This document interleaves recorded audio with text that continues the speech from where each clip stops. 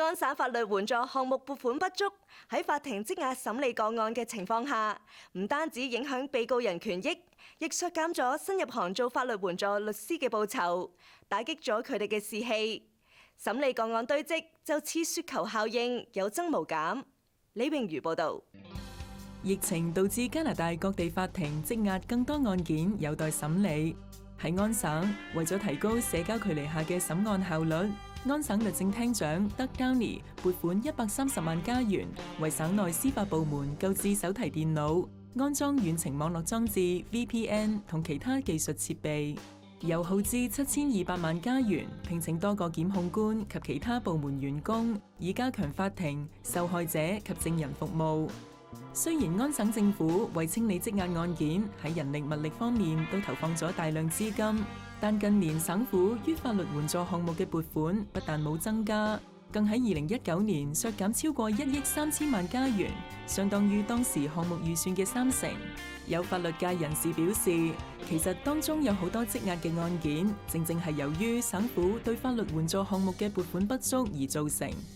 該項目缺乏資金，申請門檻被提高，令唔少不符合申請資格嘅被告人唯有選擇自辯，申請延期。而且喺法庭上，法官會花時間教導被告一啲辯護程序，以致延緩審理時間，造成積壓。加拿大刑事律師協會呼籲安省政府急切為法律援助項目提供更多資金，幫助低收入人士得到法律援助，亦讓受理呢啲案件嘅辯護律師收取較合理嘅報酬。In order to apply for a legal aid certificate, you have to meet Legal Aid Ontario's financial eligibility criteria. This means essentially that you have to show them that you have a very low income. In my experience in recent years, generally you have to be a recipient of Ontario Works or the Ontario Disability Support payment to qualify. They look at the family income in your household. So generally speaking, if you earn minimum wage, you earn too much money to qualify for legal aid. And in a large number of cases, you don't make enough money to be able to afford to pay a lawyer privately. Michelle 形容被告人喺法庭上為自己辯護嘅情景，就好似病人要為自己做手術，步步為營。而當法官教導被告辯護程序嘅時候，變相增加法官嘅負擔，降低審案效率。冇專業嘅法律知識，被告人亦唔懂得如何爭取以現有嘅制度尋求寬限，減輕刑罰。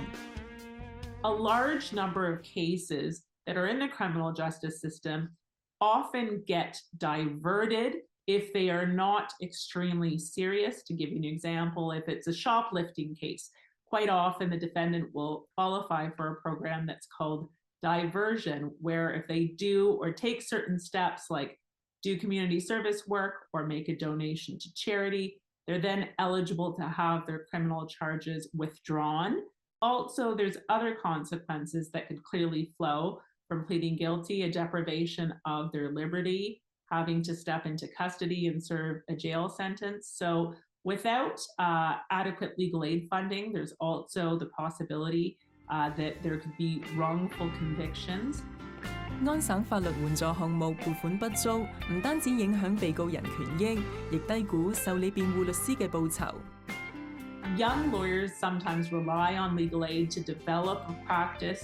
Because there's been such a significant cut to the program, this impacts the ability to obviously work in their chosen field. 加拿大刑事律師協會會長 Daniel Brown 向傳媒透露，根據現行嘅法律援助項目制度，估算辯護律師處理一宗案件所花費嘅時間，設定8至10小時為上限，並以呢個工時支付律師費。但喺部分案件中，呢個只係實際花費時間嘅1/3左右。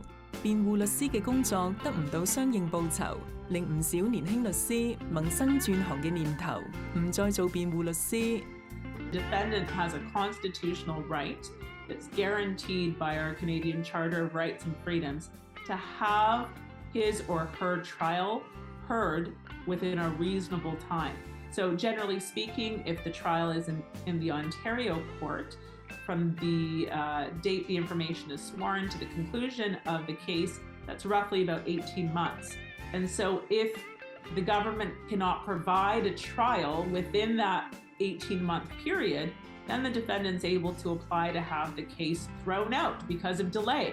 If legal aid is adequately funded, our sincere hope is that these backlogs could be addressed, and then there would be sufficient resources to prosecute the most serious cases. Michelle 話：截至採訪當日為止，佢哋協會暫未收到省府對於增加法律援助項目撥款呢個訴求嘅回覆，唯有盼望省府早前為提高審案效率所投放嘅巨額資金起作用，減少司法系統嘅負擔。